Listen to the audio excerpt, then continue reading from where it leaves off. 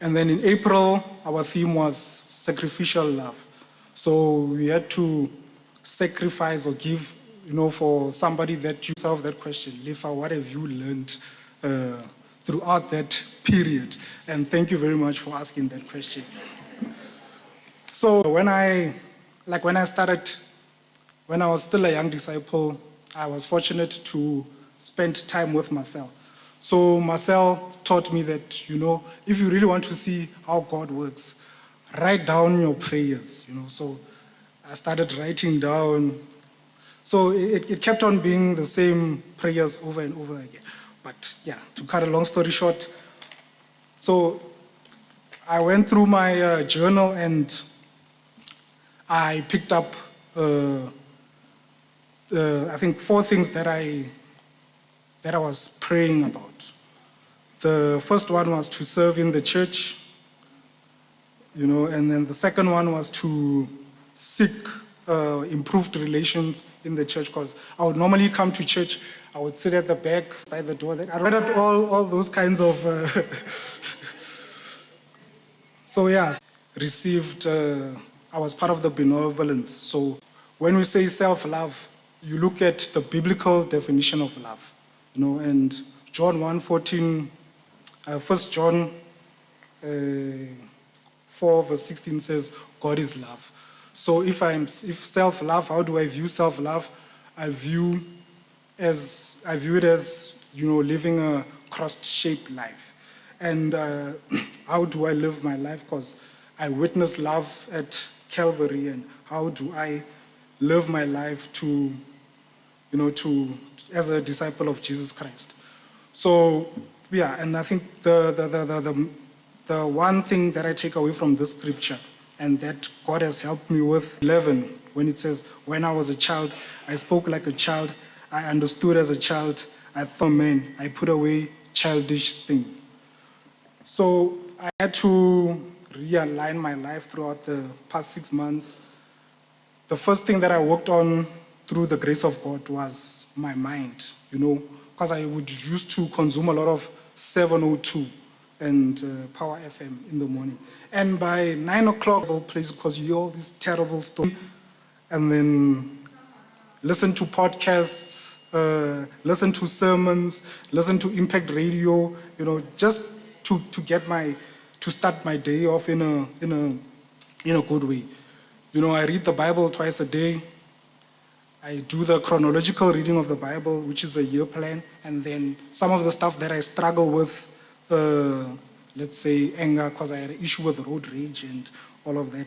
I prayed for anger to get out, to go away, and it has worked, So, yeah. And then the other thing that I took care of, it was my body, because, yeah, I was a little bit, you can see now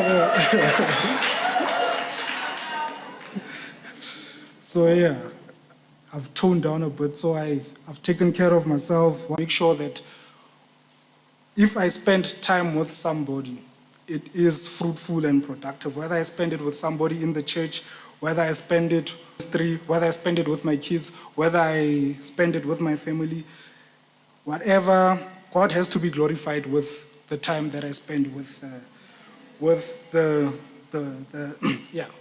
time with whoever I spend. I'm still a work in progress, and I will get there.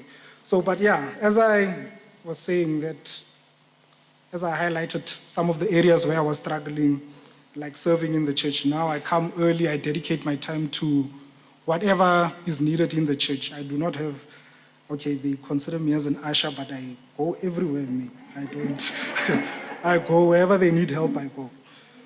And I think I've formed better relations with my brothers and sisters, and the giving, because I used to pay my stuff first, but now I start off with my tithe, and I just pray that it would be, call the next person. I would just like to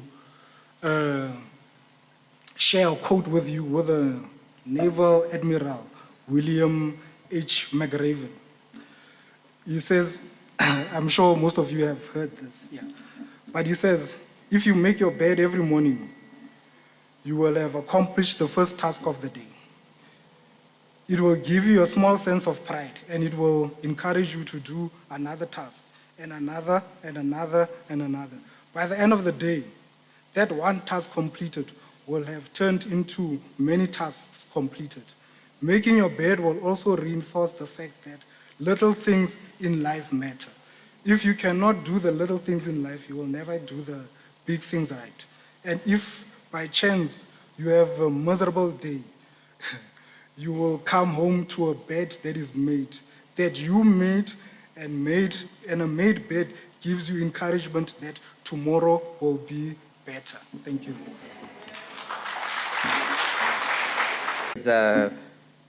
It's pretty short, and we plugged in, with Raj, and he helps us a lot, and the issue of self-love, and I know Sharon will do such a great job to explain where it came from. I just want to ask before we read a scripture, and I'm asking all of us here, what defines you? And you're allowed to shout the answer. Ask us? Your kids? Yeah, great. What defines you? I know probably here, besides the singing I mentioned.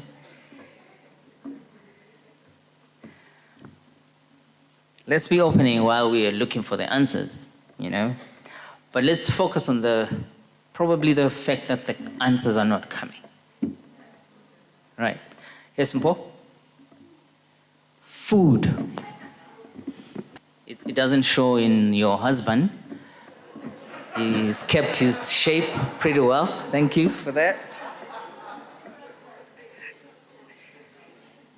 I spent the whole day with Ronald on Friday, and I think I picked him up at 7:30, and the moment he hit the house, I started giving him food. No pun intended. But yeah, two more people. What defines you? If you think about it, what really does? Let's open to Matthew 22. We'll read a little bit from 37 to 39.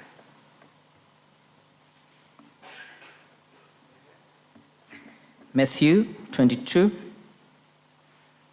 37 to 39.